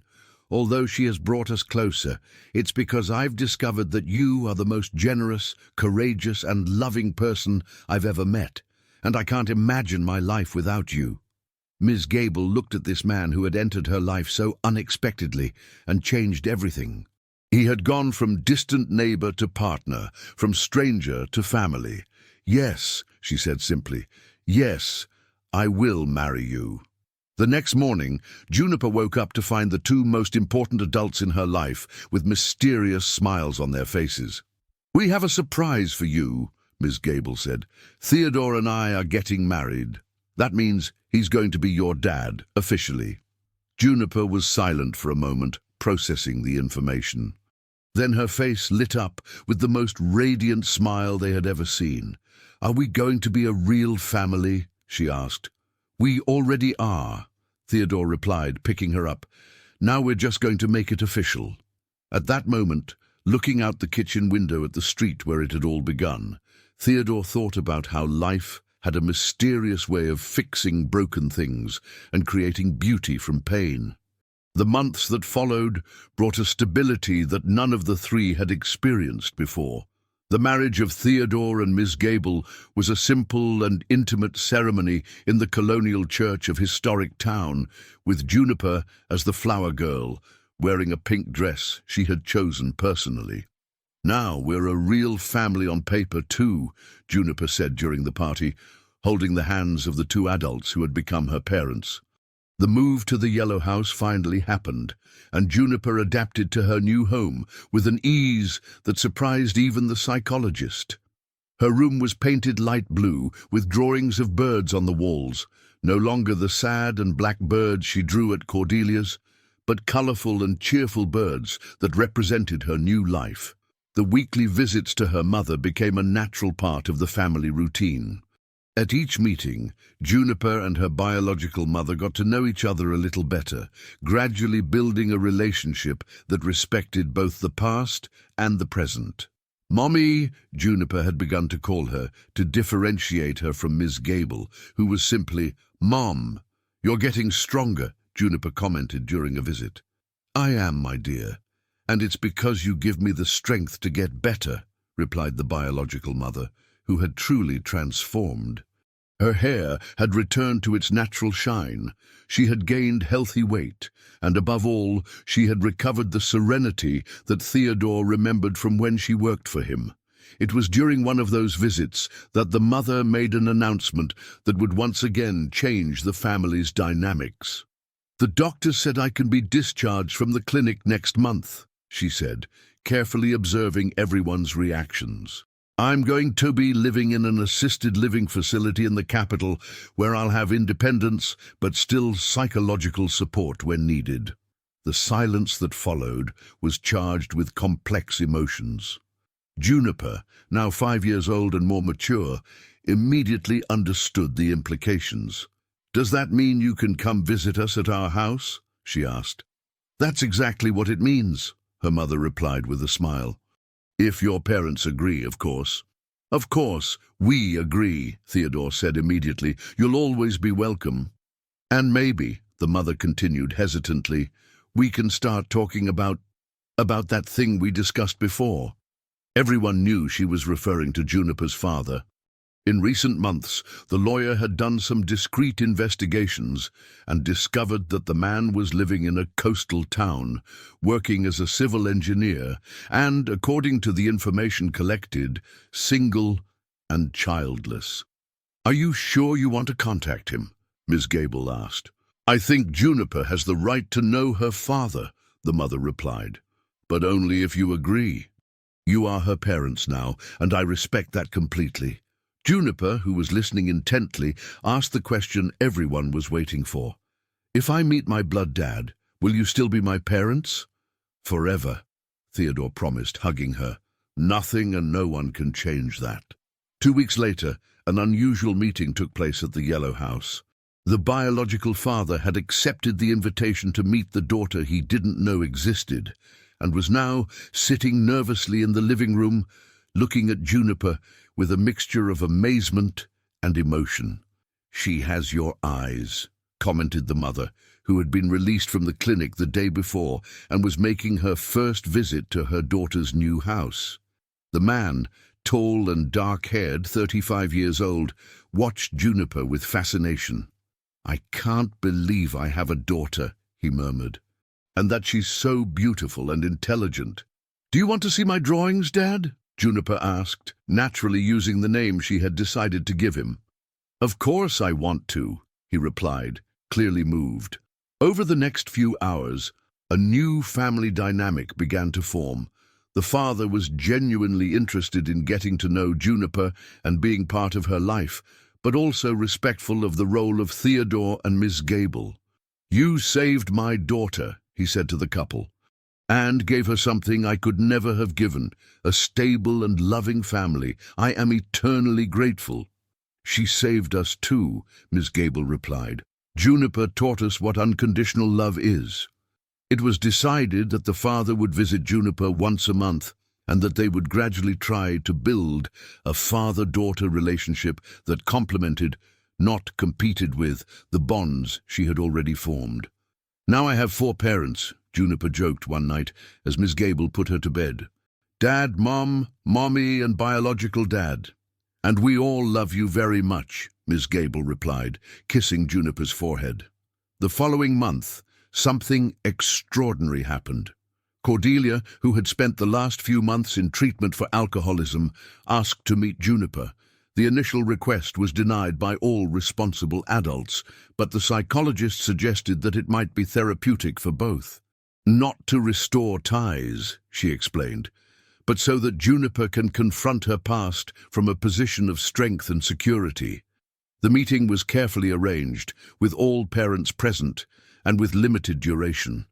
Cordelia, visibly transformed by the treatment, apologized to Juniper with tears in her eyes. "I was very sick," she said, "and I hurt you in ways that should never have happened. I don't expect you to forgive me, but I want you to know that I regret everything." Juniper, now more mature and secure, looked at the woman who had once been her source of terror. "Cordelia, you hurt me a lot, but now I'm happy and safe. I know, and I'm glad you found people who truly love you." The meeting was brief, but brought a sense of closure that helped Juniper move on completely. 6 months later, life at the Yellow House had found a perfect rhythm.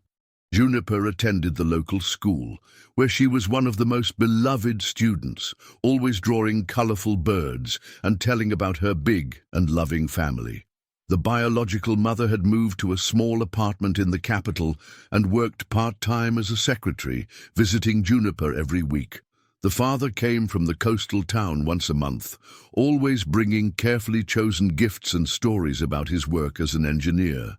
"You know what impresses me most?" the psychologist said during one of her regular visits, watching Juniper play in the garden. "How she managed to integrate all these relationships without confusion or conflict. She simply accepted that she can have many people who love her." "Children are wiser than adults sometimes," Theodore commented, watching his daughter teach a song to the real birds that visited the yard. Miss Gable smiled, thinking about how her life had changed completely. From a lonely retired teacher, she had become a mother, a wife, and the center of an unconventional but deeply loving family. "Who would have thought that a 4-year-old girl suffering in silence would change so many lives?" she commented. "It didn't just change our lives," Theodore replied. "She taught us that family isn't about blood or conventions. It's about love, protection, and choice." At that moment, Juniper ran to them, holding a new drawing, a yellow house surrounded by colorful birds with 6 figures holding hands in front. Her, Miss Gable, Theodore, the biological mother, the biological father, and, in a recent addition, the psychologist. "Look," she said proudly, "my whole family." And it really was. A family built not by chance or tradition, but by choice, love, and the determination of adults who decided that a child deserved all the happiness in the world. All the wealth of Theodore, his profits from dividends, his investments in gold and financial applications, had finally found its true purpose. A year later, on the eve of Juniper's 6th birthday, an unexpected discovery brought the perfect closure to a story that had begun with so much suffering. Ms. Gable was organizing some old papers in the office when she found a dusty box that had belonged to the former owner of the Yellow House. "Honey, come see this," she called, carefully opening the box. Inside there were old photographs of the house and a sealed letter dated 5 years ago. The letter was addressed to "Whoever takes care of this house after me," and was signed by a lady who had lived there before them. "Whoever finds this letter," Theodore read aloud, "should know that this house was built to harbor love and healing. For 50 years I raised here 4 children who were not born of my womb, but of my heart. Children who arrived wounded by life and left healed by love. This house has a special energy for that. If you are here, you are probably also taking care of someone who needs healing. The house will help you, as it has helped me during all these years." Ms. Gable covered her mouth with her hands, moved. "She also adopted wounded children?" "And we didn't even know," Theodore murmured. "It's as if the house chose us." At that moment, Juniper ran into the office, covered in dirt from the garden where she played with the birds that were now practically domesticated from so much she talked to them. "What are you looking at?" she asked, curious. "A letter from a lady who lived here before," Miss Gable explained. "She also took care of special children, like you, like me. Children who needed a lot of love to get well," Theodore said, hugging her. "Oh," Juniper said naturally, That's why I felt at home here since the first day." The simplicity of Juniper's answer deeply touched the two adults. At 6 years old, she possessed a wisdom and a capacity for forgiveness that continued to impress everyone around her. The next day, during Juniper's birthday party, the entire unconventional family was gathered in the garden of the yellow house. The biological mother had brought a homemade cake, the first time in years she had felt well enough to cook. The father had traveled especially from the coastal town, bringing a gift he had made personally, a birdhouse that he had built in his workshop. "For your bird friends," he said, installing the birdhouse in Juniper's favorite tree. The psychologist was there too, no longer as a therapist, but as a friend of the family that had become. The Child Protective Services counselor had brought her little daughter to play with the birthday girl, and even the lawyer was present with his wife. "I want to make a toast," Theodore said, raising his glass of orange juice. Juniper had insisted that everyone drink the same thing. "To a special girl who taught us that family isn't about perfection, but about unconditional love.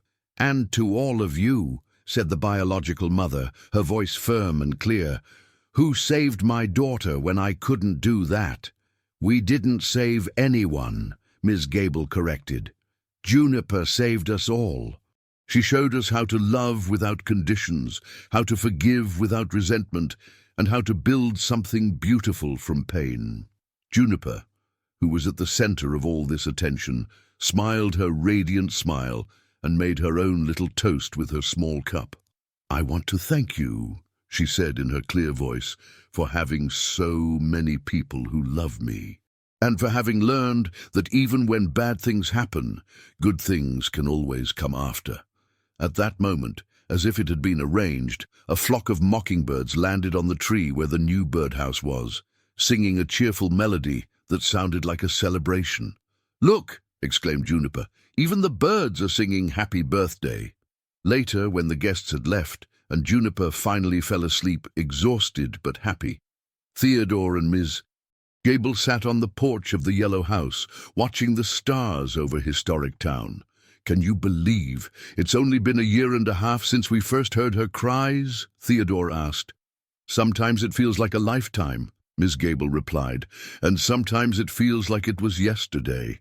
Do you have any regrets about how our life has changed completely?" Ms. Gable thought for a moment. "My only regret is not acting sooner. I imagine how many times she cried alone before we finally heard her." "But we heard," Theodore said, "and that's what matters." That night, Juniper woke up with a dream. Not a nightmare as she used to have in the first months, but a beautiful dream where she flew with the birds over a whole city full of yellow houses, where children were loved and protected. She got out of bed and walked to her parents' room, finding them sleeping peacefully. For a moment, she stood watching them, thinking about how different they were from all the other people who had taken care of her.